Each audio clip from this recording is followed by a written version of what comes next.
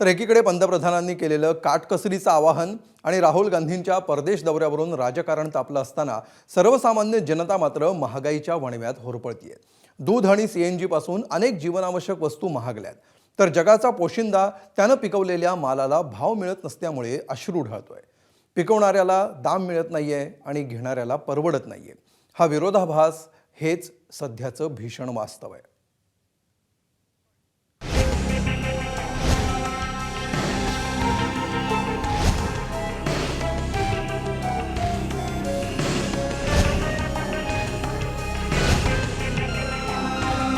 पंतप्रधान मोदी म्हणतायत परदेशी चलन वाचवण्यासाठी काटकसर करा।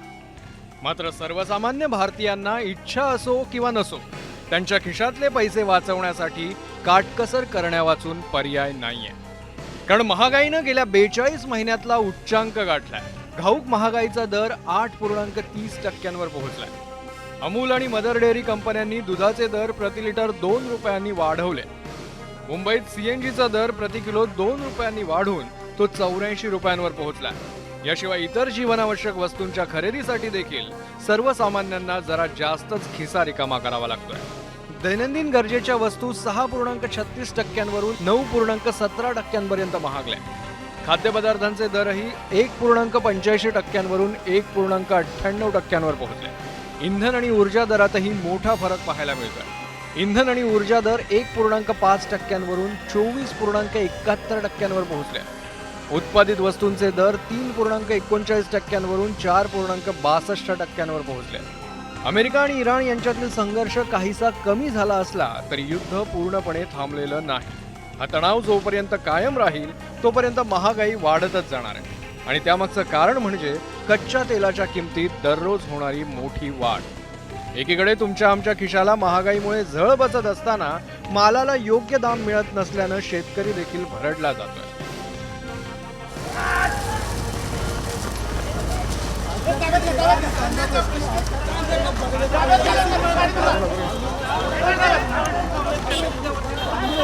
कांद्याला 1 रुपयाचाही भाव मिळत नसल्यानं आता शेतकऱ्यांचा संयम सुटत चाललाय। याचा प्रत्यय आज मुंबईतील मंत्रालय परिसरात आणि संभाजीनगरच्या कांदा बाजारात पाहायला मिळाला।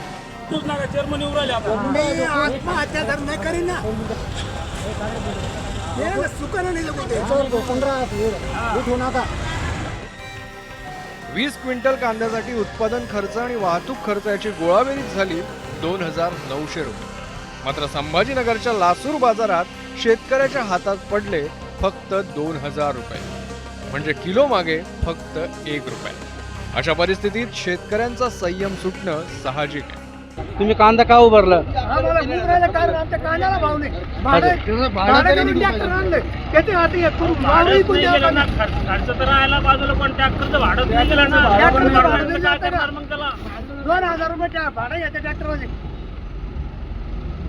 मग आता मार्केट कमिटीकडून काय मागणी आहे तुमची? मार्केट कमिटीकडून काय मागणी? मागणी त्यांनी भाव वाढून द्यावा, या दलाल लोकांवर कंट्रोल ठेवा। बरोबर। कांद्याला योग्य दर मिळत नसल्यानं शेतकऱ्यांचं आर्थिक गणित पुरतं कोलमडलंय। काढलेल्या कांद्याला आज कवडीमोल भाव मिळत आहे। वाशिमसारख्या ठिकाणी आमचा वारा जागीरचा प्रसिद्ध हा कांदा कोणी खरेदी करून नाही राहिलं आणि वाराचा हा प्रसिद्ध कांदा होता। परंतु आज मेटाकुटीला आलेल्या शेतकऱ्याची परिस्थिती व्यथा एवढी गंभीर आहे की शेती कराव की नाही कराव असा कांदा शेतकऱ्याचा प्रश्न आहे। कांद्याच्या पिकाचं उत्पादन खर्च सुद्धा शेतकऱ्यांना भेटत नाही। समजा काढणीला आज तुम्ही बघा, लागवडीला 16,000 रुपये एकर खर्च येतो, काढणीला 16,000 रुपये एकर खर्च येतो।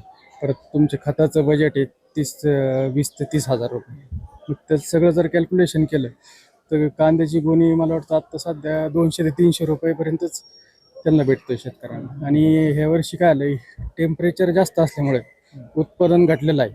आणि मध्यंतरी आपल्याकडं अवकाळीचे पाऊस झाला मेमध्ये मागच्या, तर त्याच्यानंतर सलग पाऊस होत गेले आणि त्याच्यामुळं लागवडी लेट झाल्या।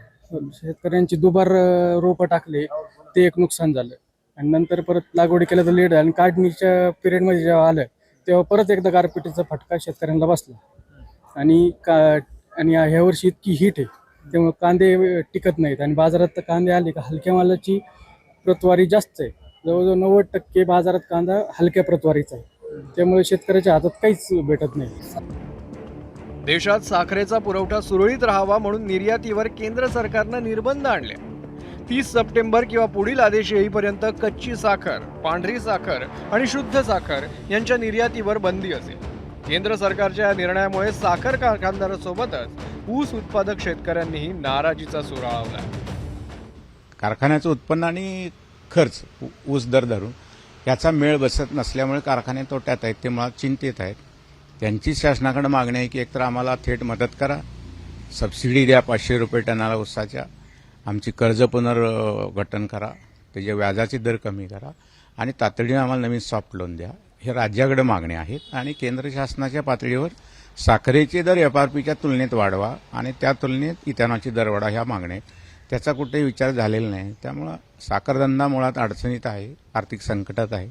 जगाच्या बाजारामध्ये साखरेला भाव चांगला मिळत असेल तर मग साखर कारखान्यांनी साखर निर्यात का करू नये आणि त्यालाही तुम्ही बंदी घालता, स्वतःही भाव वाढवत नाही.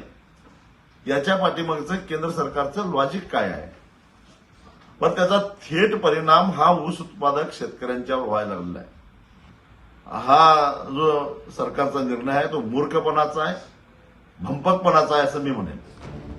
केंद्रानं शेतकऱ्यांचं वाटोळं करायचं ठरवलंय का, असा प्रश्न कोल्हापुरात शेतकरी विचारतायत. परवाच गेल्याच आठवड्यामध्ये फक्त 100 रुपये FRP वाढवली. 100 रुपये कुठल्या बेसवर वाढवली ह्याचं काही गणित आम्हाला कळालेलं नाही. कारण 100 रुपये म्हणजे एकदम छोटीशी मदत आहे शेतकऱ्यांसाठी. कारण वाढलेले खताचे दर आणि उत्पादन खर्च वाढलेला जर हिशोब करायला गेला तर 100 रुपये कवडी मोल आहे. त्याचबरोबर आता लगेच साखरवर निर्यातीवर बंदी घालून शेतकऱ्यांच्या परत ताटामध्ये मीठ कालवण्याचं काम, अन्नामध्ये मीठ कालवण्याचं काम हे केंद्र सरकार केलेलं आहे. पिकवणाऱ्याला योग्य मोबदला मिळत नाहीये आणि विकत घेणाऱ्याला परवडत नाहीये, असा विरोधाभास सध्या पाहायला मिळतोय. या परिस्थितीला अमेरिका इराण युद्ध किती कारणीभूत आहे हा अभ्यासाचा विषय आहे. कारण काहीही असो, सर्वसामान्यांच्या खिशाला झळ बसू नये यासाठी सुरू असलेले प्रयत्न कमी पडतायत का, याची चाचपणी मायबाप सरकारनं नक्कीच करायला हवी. ब्युरो रिपोर्ट, ABP माझा.